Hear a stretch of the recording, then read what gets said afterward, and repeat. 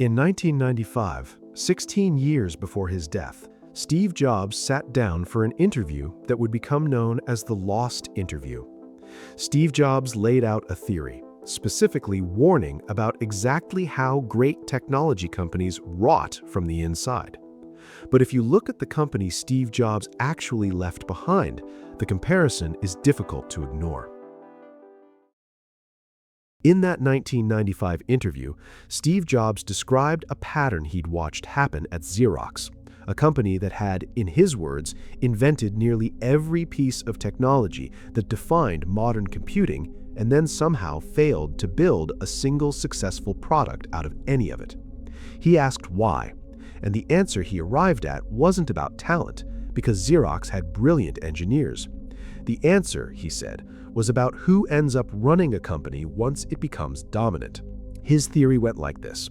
When a company is small and fighting for survival, the people who matter most are the ones who can build something better than what exists. But once a company achieves a monopoly, or something close to one, a strange thing happens. Because making your product 10% better doesn't meaningfully move your sales anymore, because customers are already locked in with nowhere else to go. And when that happens, the people whose skills actually drive growth are no longer the engineers and designers. They are now the people who can manage pricing and the brand itself. The biggest example of this is Pepsi. Steve Jobs pointed out that a genuinely new product came along perhaps once a decade, and even then, what counted as new was usually just a different-sized bottle. And this is because in a business like Pepsi, sales and marketing executives matter more for the ability to sell an existing product rather than the people who design the drink. Jobs argued that the same disease could infect a technology company once it achieved a comparable level of dominance, and that once it did, the people would have no real feel for what separated a good product from a bad one. And he had lived through this exact cycle already, when he was forced out of Apple in 1985 by the same executive he'd personally recruited to help run the company. And this poses the question of if he handed his own company to exactly the kind of executive he warned people about. Tim Cook joined Apple in 1998 as a senior vice president of worldwide operations, brought in specifically to fix a supply chain that was, at the time, one of the company's biggest liabilities. Before Apple, Cook had spent 12 years at IBM, followed by stints at Intelligent Electronics and Compaq, companies centered on operations and logistics rather than product invention. His entire professional identity was built around logistics and squeezing efficiency out of global supply networks. He slashed Apple's inventory turnover and built the manufacturing relationships in China that let Apple produce hundreds of millions of devices a year. But that skill set is precisely the one Steve Jobs' theory identifies as dangerous once it takes over the top job. A man named Walter Isaacson, who had spent years interviewing Jobs for his authorized biography, later revealed that Jobs' private assessment of Cook was more pointed than what made it into the published book. In one exchange, Isaacson recalled, Jobs ran through everything Cook could do and then delivered the verdict directly that Tim's not a product person. But he deliberately handed Tim Cook the keys, because in 2011, Apple needed someone who could take the products Jobs and Ive had already imagined and scale them into a global empire, manufacturing hundreds of millions of units a year without the operation collapsing. And he repeated publicly ever since, never ask what Steve would do, just do the right thing. Because he had watched Disney's leadership paralyze itself for years after Walt Disney died, endlessly asking what Walt would have wanted, and he refused to let that happen to Apple. But 8 years into Cook's tenure, the theory got its clearest test case, and it had nothing to do with a marketing decision or a pricing tier. But the pattern had actually started much earlier, within Cook's first full year in charge. In October 2012, Apple fired Scott Forstall, the executive who had run iOS software since its creation and one of Steve Jobs' closest protégés inside the company. The trigger was Apple Maps, which had launched that September to a public disaster, sending drivers down runways and stranding people in the Australian outback. But by most accounts, the Apple Maps failure wasn't what actually got Forstall fired. What got him fired was his refusal to sign the public apology Cook wanted to issue, insisting the criticism was overblown in the same way Steve Jobs had once shrugged off complaints about the iPhone 4's antenna. Tim Cook signed the apology himself and pushed Forstall out within weeks. 7 years later, the same pattern played out with Apple's most important remaining product voice.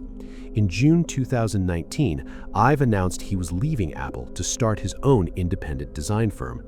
And Apple's public statement was warm and gave no hint of tension.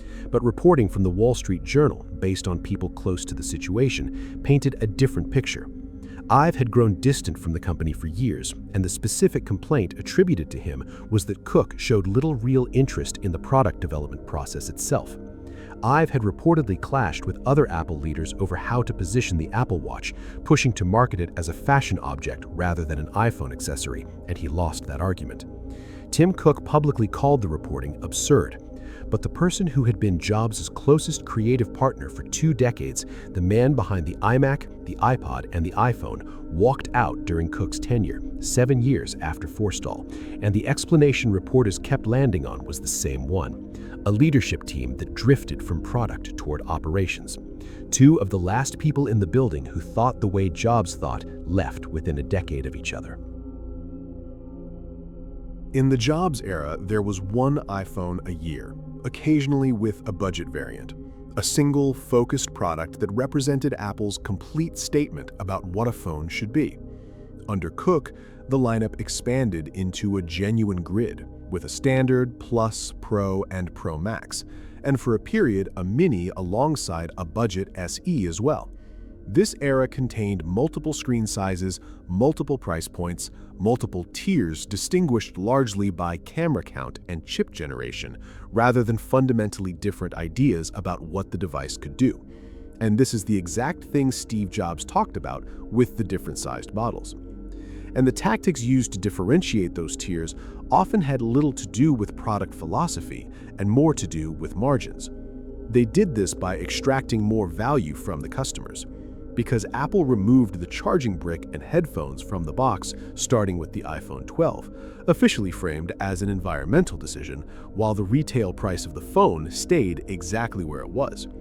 Storage upgrades, moving from the base tier to double the capacity, have for years been priced at a premium that vastly exceeds the actual cost of the additional memory chips, turning a component that cost Apple a few dollars into a $100 upsell.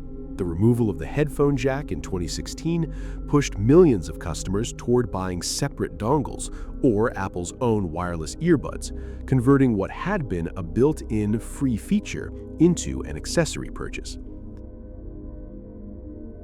While Tim Cook's Apple was becoming what Steve Jobs didn't want, Tim Cook was also funding the M-series chips, arguably the most significant engineering achievement of his tenure, taking the Mac from a machine that had fallen behind the industry and turning it into some of the best consumer computing hardware available anywhere.